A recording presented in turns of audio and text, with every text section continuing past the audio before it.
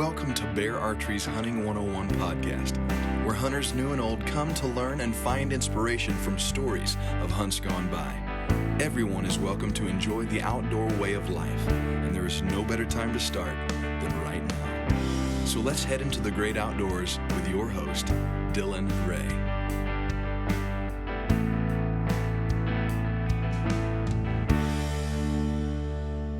All right, guys, welcome to Bear Archery's Hunting 101.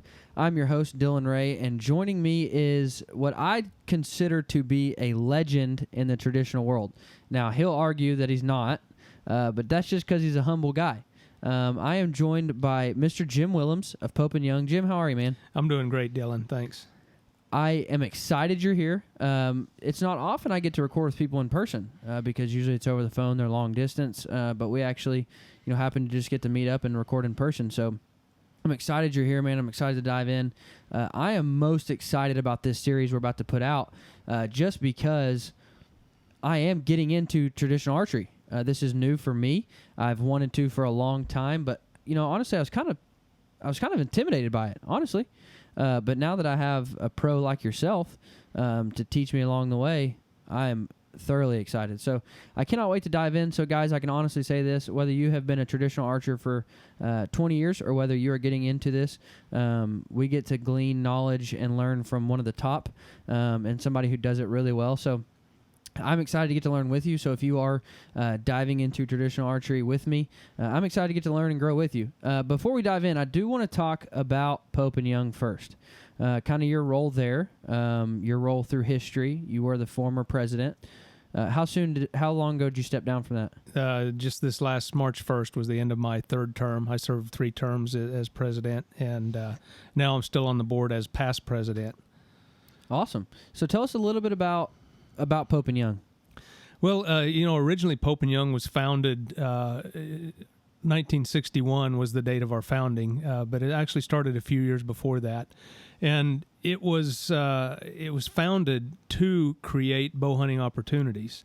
And I say to create bow hunting opportunities. Back in the 50s and early 60s, most states did not have specific bow hunting only seasons.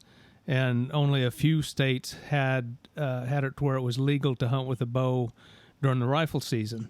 There was a few states like Wisconsin and Colorado, and I know there was others, but a few states that recognized that bow hunting could be a viable conservation tool and actually had their own seasons.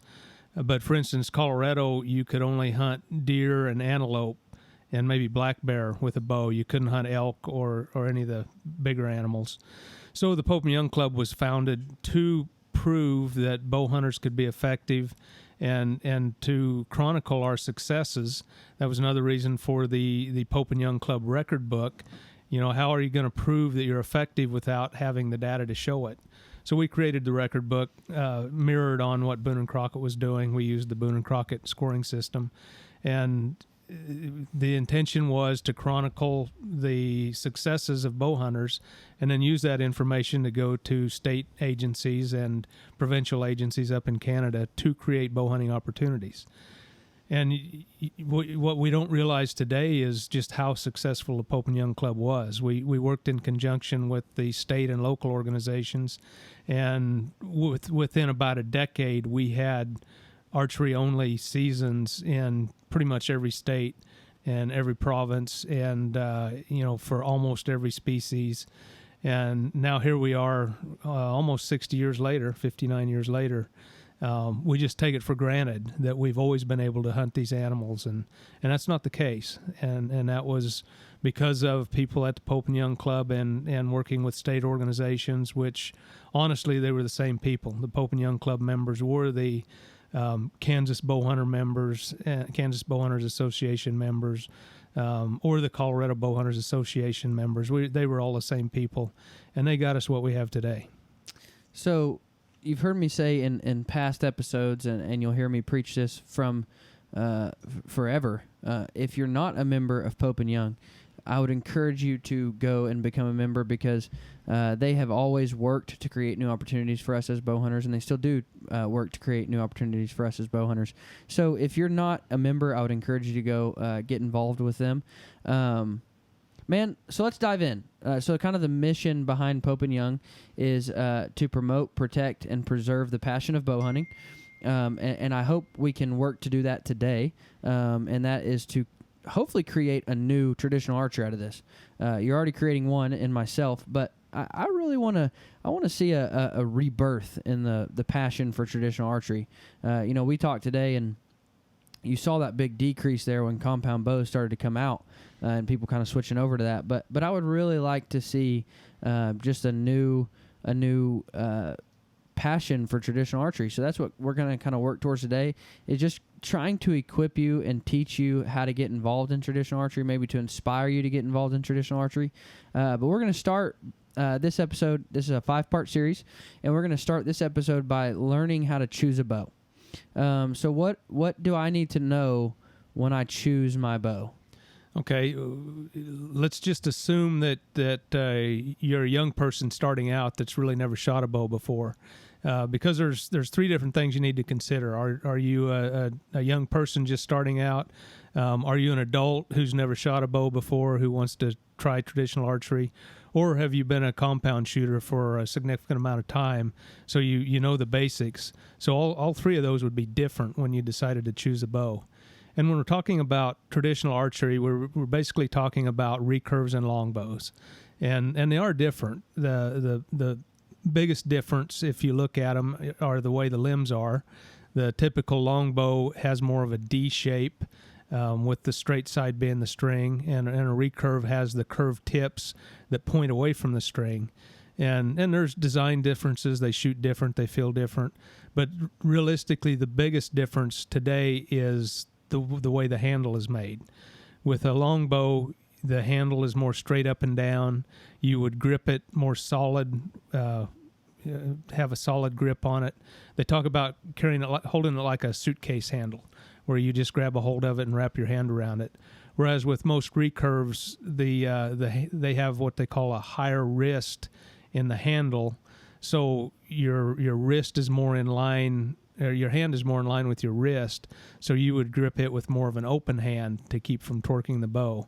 Now, are you going to shoot a recurve or a longbow? That's entirely personal preference. I'm going to talk a lot about recurves because that's what I shoot, and I honestly think they are a little bit easier to learn how to shoot. They're a little more forgiving. Some of the hardcore longbow guys might disagree, but we'll talk a lot about the recurves when I talk about my experience. But so you need to decide which one you're going to shoot.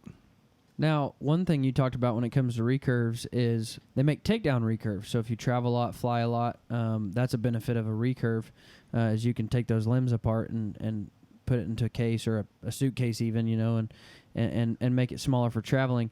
So I'll go ahead and say I'm going to go with a recurve. I think I've decided to go with a recurve, and so that's going to be what I dive into traditional archery with. My dad has always had a thing for longbows. I think he thinks they just look cool. I think he thinks old Indians, and he thinks longbows, and so he's always had a thing for longbows. I am going to be going with a recurve. Another thing that Jim mentioned on the grip of a bow, and we'll get into this much later, but on a recurve, it's much more like holding a compound bow, because you release those bottom 3 fingers and you kind of just hold it in the crease of your hand like you would shooting a compound. And so that's one more reason that I feel a lot more comfortable going with the recurve route, because I am so used to loosening up that grip, and I've always been told to choke the canary. Act like you're holding a little baby bird around the neck, and you don't want to hurt it, so you hold it real gentle with those top 2, your thumb and your pointer finger. So with me being so used to holding a compound like that, that's one reason that I want to go with the recurve, because of you sharing with me that that's how you would also hold a recurve. So now, what about a child getting into it, or a dad trying to get a child into it? How would they go about choosing a bow for that child? Yeah, you'd probably just go with the advice you get from other people that are helping youths learn how to shoot, because there's so many factors with the traditional bow. For one, you need to start light. Even if you're an adult, you start with a way lighter bow than you would think you were going to hunt with, because the lighter bow is much easier to learn how to shoot, and you can become more accurate a lot quicker. and then you don't have to worry about sore fingers and sore shoulders and all of that.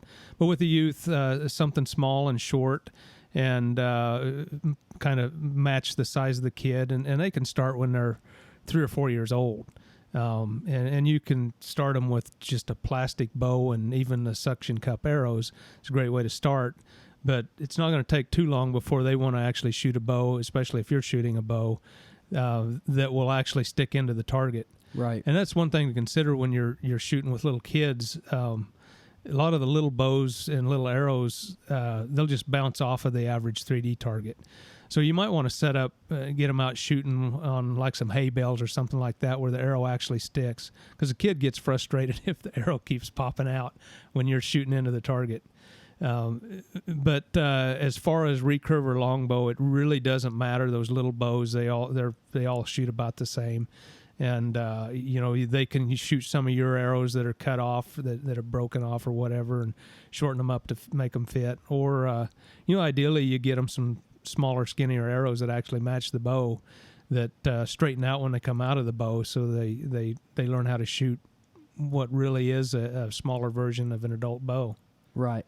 So when we start by choosing a bow and getting into this whole sport, you mentioned to me accuracy over power, and that goes into what you just said with that advice of choosing a lighter poundage bow. So kind of walk me through kind of the progression you would take in buying like a 25-pound bow and working up to hunting weight. Okay, well, that's exactly how you start. You start with the lightweight bow, and we were just at Cabela's a little bit ago, and we saw that they had a really inexpensive takedown recurve bow for $120 that was adult-sized bow. It was, I believe, a 62-inch bow, which that's the length of the bow. And it was only 26 pounds. And that would be a great way to start. A very inexpensive bow. You get into it without a lot of money, and just plan on replacing it once you get used to it. And the reason for a lightweight bow is you need to learn how to use the proper form. You need to learn how to anchor on your face or at the corner of your mouth consistently every time. You need to get comfortable with the release. You're not shooting a mechanical release. You're releasing with your fingers with either a glove or a tab. So all of that is easier with a lightweight bow. And then also the most important part with, being proficient with anything is repetition. They've always said that you have to do something 10,000 times to be good at it. And I believe that's true with archery more than anything. You don't have a release that you click with your finger, so you do have to concentrate on how you release with your fingers. You don't have a sight to line up on the target, so every aspect of it is repetition and muscle memory, and really you're just getting used to the feel of the bow, and a lightweight bow really helps with that. And so then you gradually, once you get comfortable with the say 25-pound bow, or for instance, like you mentioned, the Bullseye X from Bear is that 26-pound bow.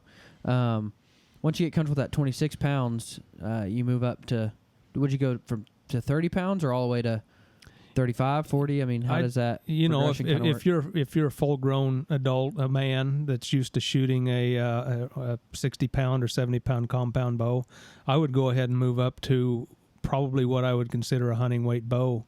Right after that, you got used to that lighter bow. Now, where is that line of hunting weight bow? Well, that's controversial. That just depends on who you talk to. I know a number of people who have shot bull moose, big moose, with 42 to 45-pound recurve bow, which is considered fairly light. And some states have requirements on what you have to shoot. If not all of them, am I correct? Some do, that's correct. I'm not sure where it is anymore, and some of them are changing because there's so many youth, and even the ladies have trouble with the heavy weight. So a lot of states have gotten away from the weight of the bow. But, to be ethical, I would say if you could shoot a 45-pound recurve bow or long bow and shoot it effectively, like I said, people shoot moose with them regularly, and most of the people that I know that shoot big game, big heavy animals with the lighter weight bows, they've typically had some shoulder issues where they just can't shoot the heavy weight anymore. But with the modern laminates and glues and the way the new recurves and longbows are made, a lot of the 45-pound traditional bows of today shoot about as hard as a 55 or 60-pound bow of 30 or 40 years ago. Right. So we also talk about, when we talk about choosing a bow, you have to talk about hand dominancy and eye dominancy.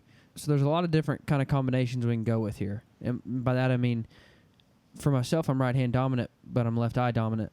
So how do those play a role in choosing your bow? But also, if you have that mixed dominancy, how do you choose when it comes to that? Well, I thoroughly believe that your eye dominance is the most important part when choosing a bow for shooting a bow. For instance, I'm left-handed, but I have always thrown a ball with my right hand. And when I was younger, I was fairly ambidextrous, so I think I could have probably gone either way. And I never did even try the eye dominant thing, but I shot both right-handed and left-handed, and basically just switched to right-handed because that's what everything was, especially with guns when I was younger. So I don't know, but I could shoot left-handed as well, even a shotgun. So I'm not sure what my situation was, but there are a lot of people that are right-handed that are left-eye dominant, and they always do better if they shoot left-handed and then just learn how to do it. For instance, you say you're left-eye dominant, but you shoot the compound bow right-handed. You can try that with traditional. But, if I was starting out, I would advise you to shoot left-handed. And how do you determine which eye is the dominant one? And there's a pretty simple trick. You just point your finger out in front of your face as far as you can and point at a spot on the wall, and just pick any spot and put your finger over that spot. And if you close your left eye and your finger is still on that spot, then you're right eye dominant. And if you're right eye dominant, you close your right eye, your finger will be to the right of that spot, and vice versa with the left eye. Most people have a dominant eye, and some people it's more prominent than others, but I can do that right now. I stick my finger on a spot on the wall, and I close my right eye, and then my finger's 2 inches over on the wall, so I'm obviously right eye dominant. Yeah, and that's something that I never knew getting into archery. I never knew that even mattered, and nobody ever taught me that. And I honestly didn't even learn, I didn't even learn that eye dominancy was an issue in shooting until really my adult life. And they were talking about it one time at a church event, and I said, well, what are you guys talking about? And they said, well, what eye dominant are you? And I said, I use both my eyes. I just told them I use both my eyes. But they said, well, there's a way to find out. And so we did that, what you just said. And I was so left eye dominant. Almost to the point where, and we did a different way. We made a diamond with our hands, and put a dot in the middle of, picked a spot on the wall and put that in the diamond. And as you bring that to your face, whichever eye it goes to, that's which eye dominant you are. And I was so left eye dominant that I could not make that, and no matter how hard I tried, I could not make that go to my right eye. My left eye was just so much more dominant than my left. And sometimes I find when I'm even reading, I find like my right eye closes because I can focus on the words better. Mm-hmm. And so I'm incredibly left eye dominant.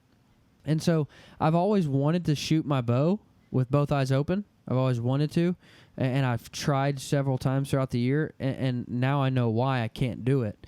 Now I know why I have to close my left eye and keep it closed. I just can't do it. I can't see through the peep. Now I have been told that, just exactly like you said, that if I was to switch to shooting left-handed, I would be more accurate. I guess, like I said earlier, it's just kind of an intimidation factor type thing. So we'll see what happens. But with a child, maybe a child like you said, my wife was kind of ambidextrous, so she didn't really have she played volleyball with her left, and she would throw a ball with her right, and she would eat with her left, but she would write with her right. It's just, so how would you decide with a kid like that which direction to go with them? Yeah, I'm not sure, really. I guess you start with what they're most comfortable with. And, for instance, if the kid is obviously left-handed, I would probably get him a left-handed bow, him or her, either one, and just see how they shoot. And as they get old enough to determine which eye is dominant, then you could always switch the bow and have them try the other way. It's not that it's impossible to shoot, like you can shoot right-handed if you're left eye dominant, but you have to either squint or close that left eye to make that happen. And if you're going to start from scratch, you might as well go with the one that makes the easiest path. Yeah, absolutely. And that's why, I hope I never have to wear eyeglasses because I can't shoot with sunglasses on because I am so eye dominant that, I'm looking across the brim of those glasses and it just throws me off. I just can't, I can't do it. So no matter how hard I've tried, it just doesn't work. So I hope I never have to wear glasses just because I am so left eye dominant that there can't be anything left eye involved in me shooting. I have to just completely close it. So now when we move on, I want to just encourage you, whether you choose a longbow or a recurve, just simply enjoy shooting a bow. I mean, just get out there and do it. Now, listen, I can promise you this. If you're just now getting into the sport of traditional archery, I can promise you, you're not going to walk out and start hitting bullseyes. You're not. And that's okay. Just enjoy shooting your bow. Enjoy being out there. Now, Jim, I do want you to run us through some tips about, and this might be for a later episode, I don't know, but I do want you to run us through some tips about shooting your bow and you're going to miss. So what are some precautions you can take to not lose arrows, to not break arrows as much? I know you said you like judo points. Is there anything else you can kind of do to save yourself the money of not busting arrows and losing arrows? Well, yeah, you just have to be careful what you're shooting at. And that's one of the joys of shooting traditional equipment. They tend to shoot slower. They are slower than a compound bow. And usually the arrows are a little heavier compared to the speed you're shooting. So the arrows last longer. They don't break as often. You did mention a judo point. If you're shooting out in the woods, a judo point has, instead of a point on the end of it, it has 3 little springs that are at a 90 degree. So one of those springs hits the grass and it tends to pop the back end of the arrow up so the arrow doesn't dig into the grass, because even the lightest bow, if you shoot into the grass, the arrow will just go right into the grass and then you lose arrows. So you can look at the judo point for shooting out in the field. But the other thing is when you're beginning, just shoot close. And by close, I mean however close you have to be to hit the target every time to guarantee you don't miss the target. And that might only be 5 steps away. But that's how you learn how to shoot.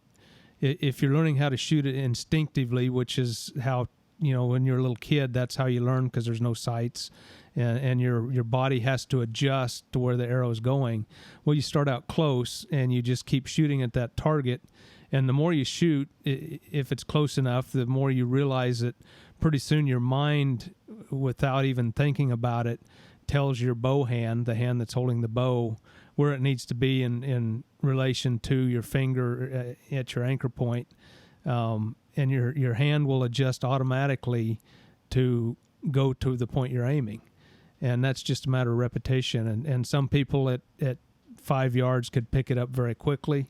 It just kind of depends on how athletic-minded you are, and if you're used to throwing a ball and people catching it, whether you're going from second base to first base or third to first, how you throw that ball is different, and that's how we kind of talk about learning how to shoot instinctively. Is it's kind of like throwing a ball. Your mind just knows that you need to throw harder or higher when you're throwing farther, and your mind learns how to do that with a bow. Yeah, and we'll dive more into that when we talk about different styles of shooting and how to pick your style, what might work better for you. And so, guys, I promise you, when you get into traditional archery, you're not going to go out and be a crack shot with a bow at 20 yards, 30 yards, maybe not even 5 yards. So don't get frustrated. Keep trying, keep getting better, keep practicing. I try to shoot my bow every single morning.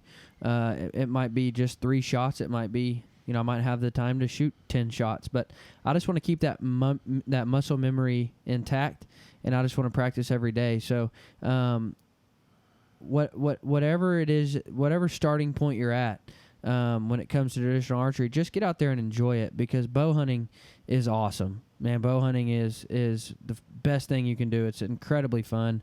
It's such a stress reliever and just a great way to start your day, end your day. So just get out there and enjoy hunting. Is there anything else you want to mention when you talk about selecting a bow? Yeah, so let's talk about the length of the bow and how they weigh the bow. The length of the bow, the average recurver longbow, the AMO length, which is Archery Manufacturing Organization, they had to come up with a standardized way to measure a bow. Well, a bow's different whether it's strung or unstrung. So let's just say the average recurve bow today is they call it a 60-inch bow. And I don't even know how they came up with that number, 60-inch, because it'll probably have about a 57 or 58-inch string length. So they call it a 60-inch bow, but that's just a reference. And when you're looking at buying a new bow, you probably want to start on the long side, 60-inch for an adult, up to 62, 64 with a recurve, and maybe even 68 inches on a longbow. People tend to shoot a longbow a few inches longer than a recurve. So look for something fairly long to start with, because if it's the shorter bows, if you think about the angle of the string when you get it at full draw, the heavier, shorter bows, they tend to pinch your fingers, and they're uncomfortable to shoot until you get the calluses on your fingers. And personally, I shoot a 56-inch bow. For one, I'm not a really big guy. My draw length is only 27 inches. And when they talk about draw length, it is the measurement from the front of the bow to your anchor point at full draw. So with a 27-inch draw, I would shoot a 28-inch arrow that leaves 1 inch sticking out. The other thing is the weight on an adult recurver longbow. Unless it was custom made for a shorter draw length, if it says 55 pounds on it, it's 55 pounds at 28-inch draw length. So if you're 6'5" and you're pulling a 30-inch arrow, typically you're going to add 3 pounds per inch over that 28 inches. Or if you're 5'5" and you shoot a 26-inch draw length, then you would be pulling about 6 pounds less than the AMO weight listed on that bow. So that's something to consider when you talk about hunting weights. If my bow is 45 pounds, that's at 28 inches, you said, well, I only pull 27 inches. That's something I need to remember when it comes to, is this bow going to be enough to take down, a deer, a bear, elk, whatever it is. That's something to consider, which I never knew until, about 5-6 months ago when I started to look into traditional archery that is all measured at 28 inches. I never knew that. So that's a good thing to remember when choosing a bow. Is there any kind of other points we need to hit before we move on to the next episode? I think we've about covered choosing the bow.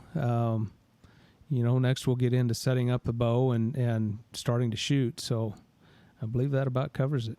All right. Well, guys, thank you so much for joining us on this episode of Bear Archery's Hunting 101. Before we go, I do want to give a quick shout-out to some of our good friends at Minus 33 Merino. That clothing is absolutely phenomenal. Me and Jim were talking about kind of our love for merino wool and how it doesn't hold scent. So if you're out on a backcountry hunt or out in the mountains chasing them around and you get smelly and stinky, your clothes do a really good job of not holding on to that scent. So merino wool is a very good tool to have, and Minus 33 just does it well. So go check those guys out.